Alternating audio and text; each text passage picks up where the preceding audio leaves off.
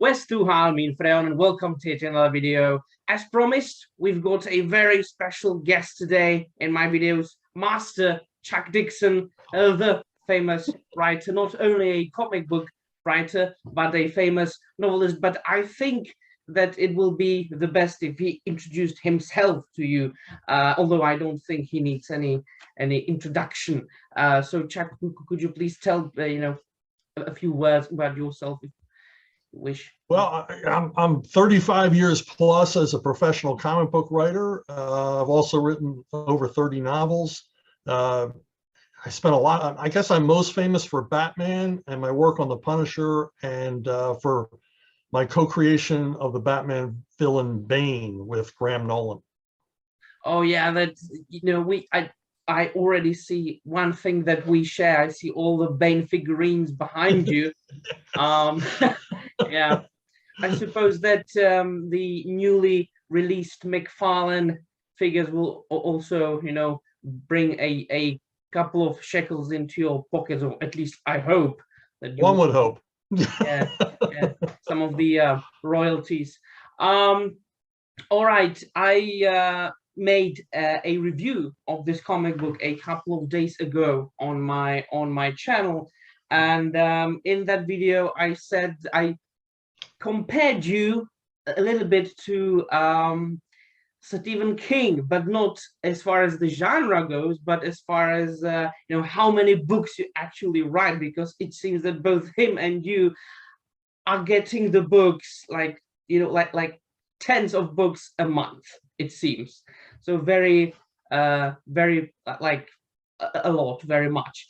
Yes. So please, could you tell us, because this video, this chat is revolving around the adaptation of the Hobbit. Could you please tell us how you got to adapting the Hobbit into a comic book form? And while you're talking, I'll show you. I'll show a couple of pages.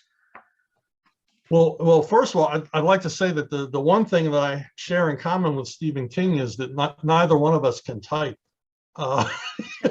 We just use two fingers. Yeah. The hunt and peck style. But how I got the job was I was doing a lot of work for a company called Eclipse Comics. They were based in California, and Dean Mullaney, the publisher of Eclipse, was always looking for public domain material. In other words, material that didn't have a copyright on it. And he had a guy who would do nothing but search through the Library of Congress in Washington, D.C., looking for uncopyrighted properties that could be adapted into comics. And the guy came across, unbelievably, an uncopyrighted early manuscript of The Hobbit. And so Dean contacted me and said, would you be interested in adapting it into a graphic novel? And I'm like, yeah, okay, that'd be great, And while I was working on it, and the manuscript was significantly different than the published novel, while I was working on it, Dean was in communication with the Tolkien estate, telling them what our plans were going to be. And he said, look, you can either authorize us, and we'll do an authorized version of the novel, or we'll just do our own, from which you will see no money. And so the Tolkien estate, bowed. And then Dean called me and said, stop working on the uncopyrighted version and get out your old paperback and start working from that. And so I think I was only like 10 pages in. I scrapped everything I had done and I got to work on the authorized version. And so that's how that came about. Oh yeah, so because I noticed already when I read it for the second time, because actually your adaptation of The Hobbit was my first encounter with Tolkien. I read it when I was 7 for the first time, and I only read the novel a year later. But I noticed that it was very much well, not really an adaptation, but more of an abridged version of the book, because you took the exact same lines and dialogue from the book, only made it well, less longer, because it would be like that thick, Right. comic book. So in what way would the comic book differ if you were able to do it your own way? Well, like you said, it's a severely abridged version because we didn't have the room. There's only so much you can fit on a comic book page and still have it be a comic book page. Still have it allow the art to carry the story, which that's what comics are. The art carries the story, and the words are there, to enhance the art, basically. So there wasn't a lot of room. So I had to cut a lot of stuff, and it hurt because I had to cut out my favorite character. My favorite character in the book is Bjorn, and I had to cut him out entirely because he really wasn't that important to the story, and it would have taken too many pages to introduce him. And so, things like that. So it was a kind of a tough job. And as you say, I really didn't adapt it. I don't want to say cut and paste because it's a little more creative than that, but I didn't want to use my own words. I wanted only Tolkien's words to appear in the comic because, the language is wonderful and I wanted to be true to the original.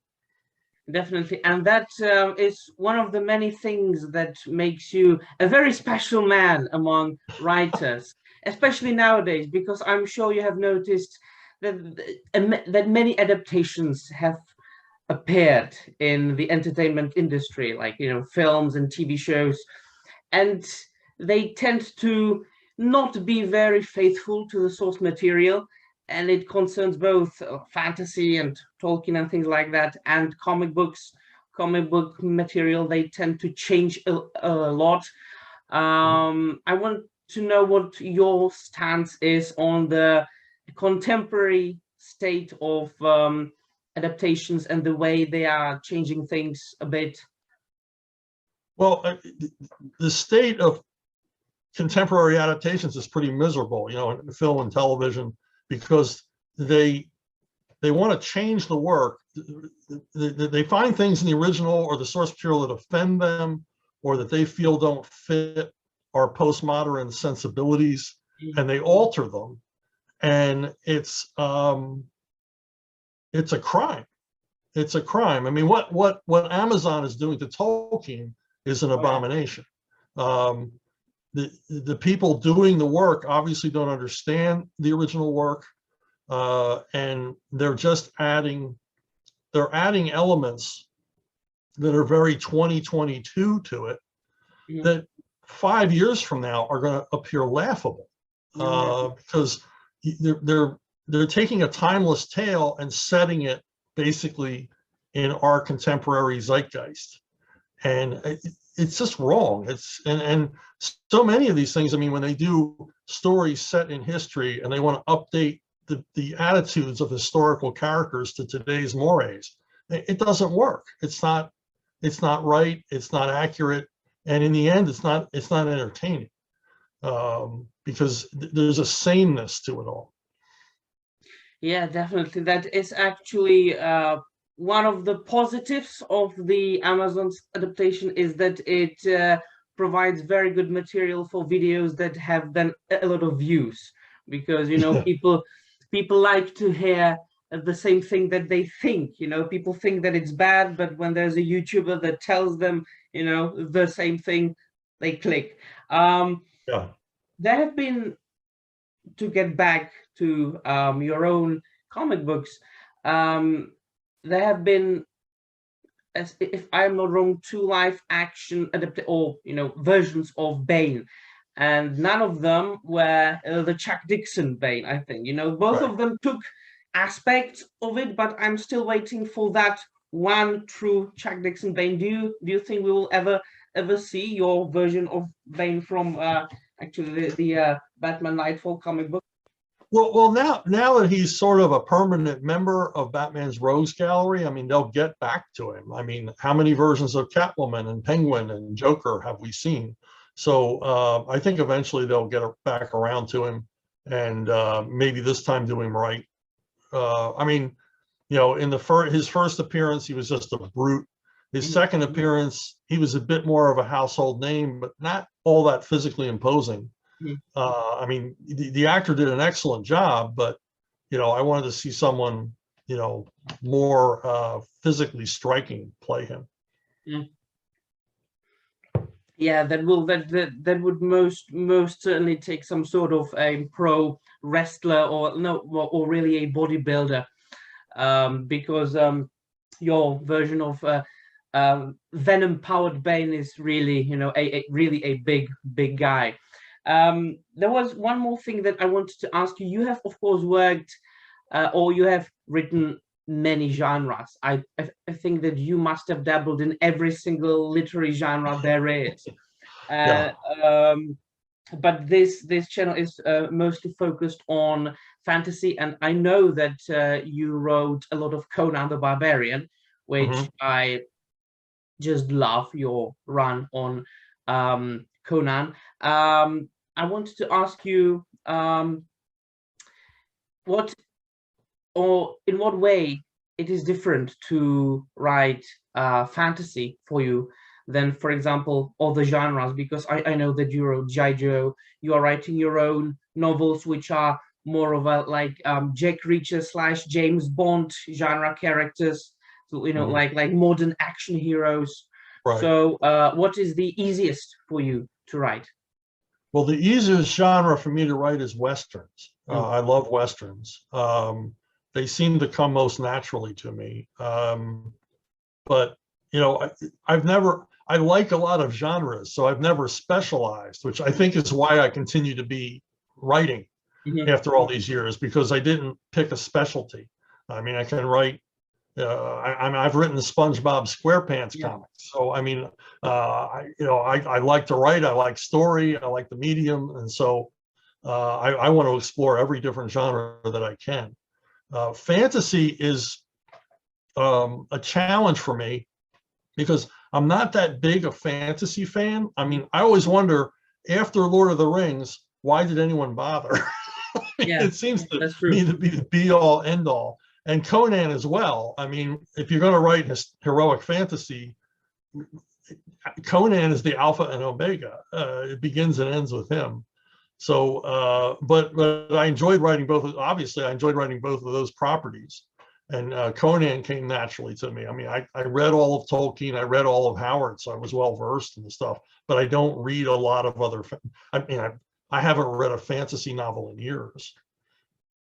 Definitely, it's true that after you read the greats, as you mentioned, then it's there's really no point of reading thousands and thousands of fantasy tomes, because you can never get better, or you can never do, very rarely, you can do something, sorry, extremely original that would deviate from these two. I don't know if you've read anything by Terry Pratchett.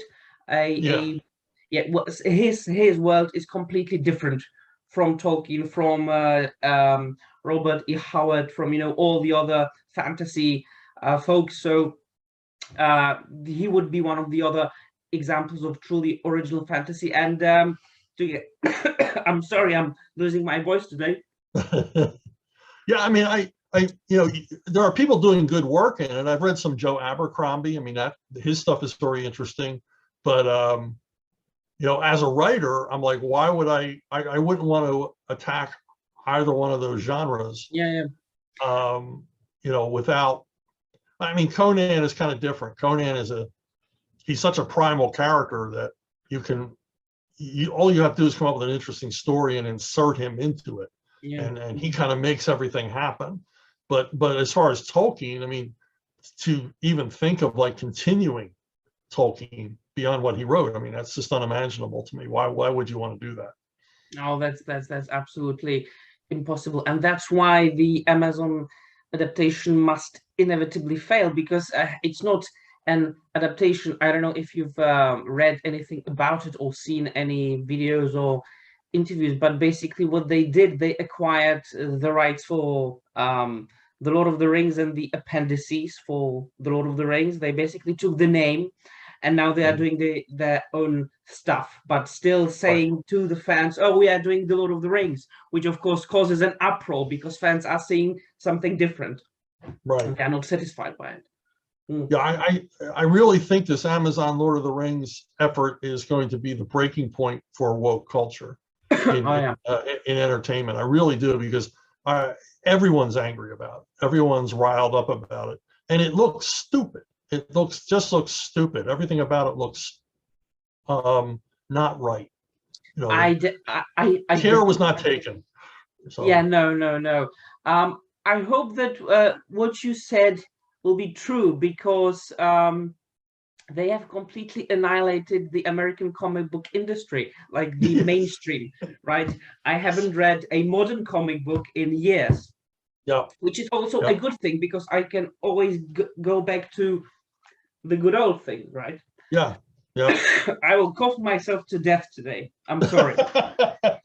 I also enjoyed very much things that you write where two characters met that wouldn't have, met otherwise, if like two publishing houses didn't, agree on them meeting. I wanted to ask you about this specific comic book, and how that came to be, Superman fighting the aliens.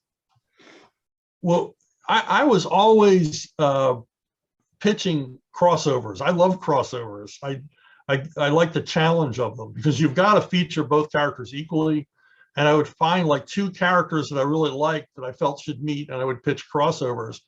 Rarely did they pick up my pitches, but I was approached because they knew I liked writing them. Dark Horse approached me about Superman Aliens, and they wanted it to be a sequel to Dan Jurgens' miniseries.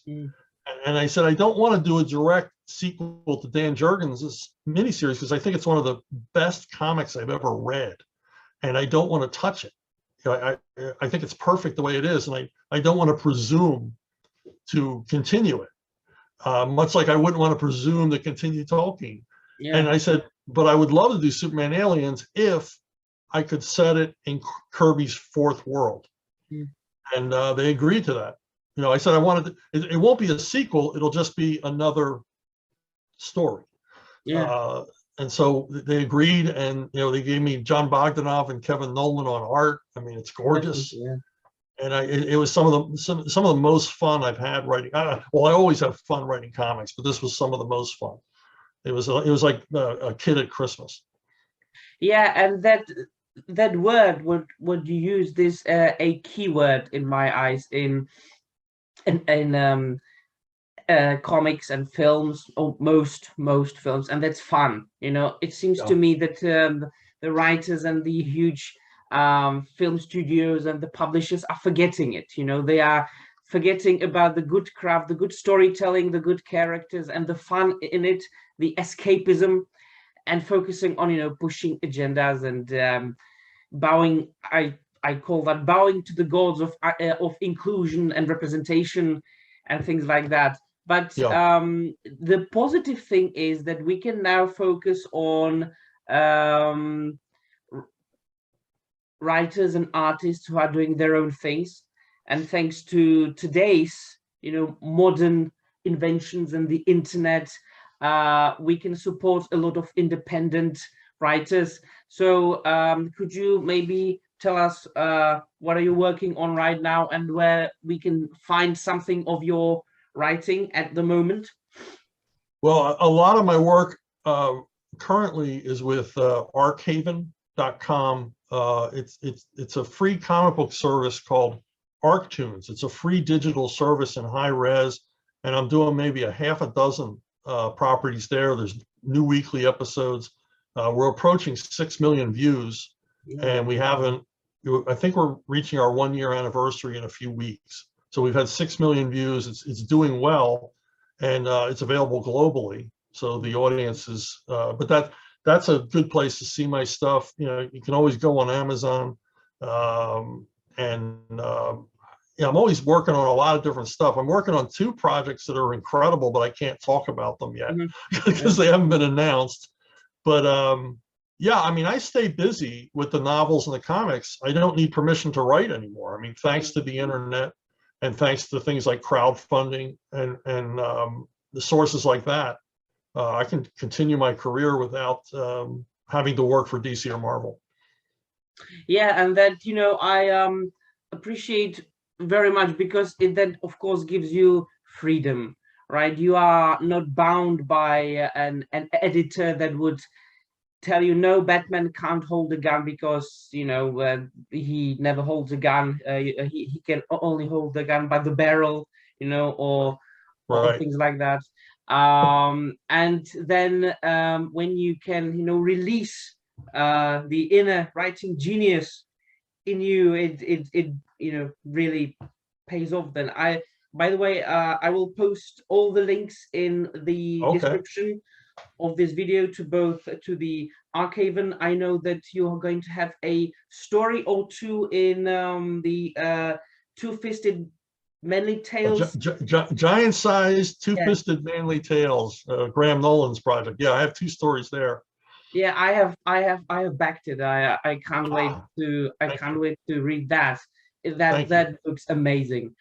And also to your YouTube channel, where I know you have your weekly Ask Chuck Dixon, which I Yep. listen to every week. It's you really have a talent to tell stories, both in Oh, well, thank writing you. and orally, because it always draws me in the story. And Thank you. I appreciate that. yeah, you deserve it, because it really seems to me that there are very, very, very few good storytellers today. We are approaching, the timeline that I said we would keep, because I really don't want to take up much of your time. Well, Um, just so your audience knows, this is your timeline. I'm not holding you to any timeline. oh yeah, but I know that you are very busy, and I feel very guilty that but once again, I thank you very much.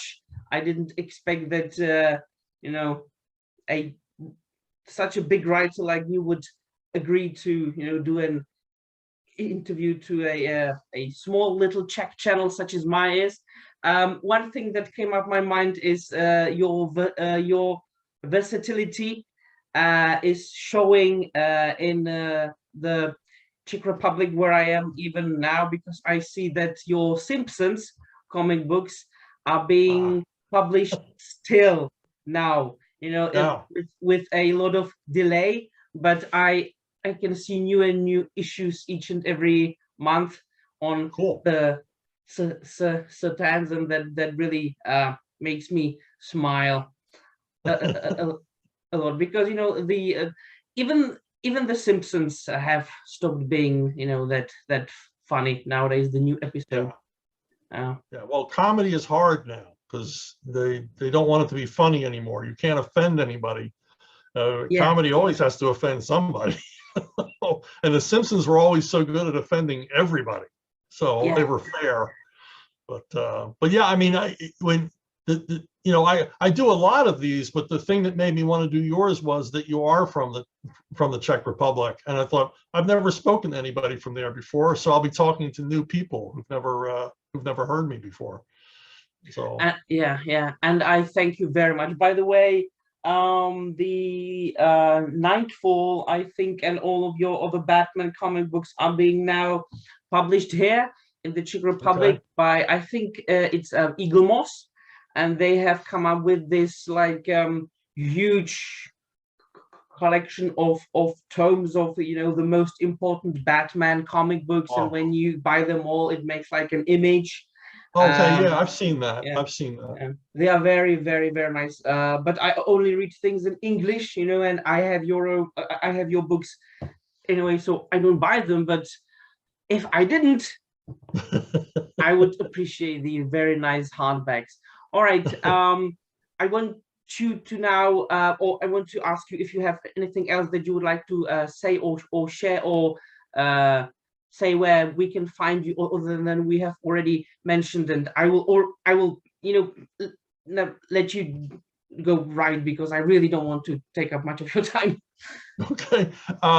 Yeah, I mean, I'm on YouTube with Ask Chuck Dixon.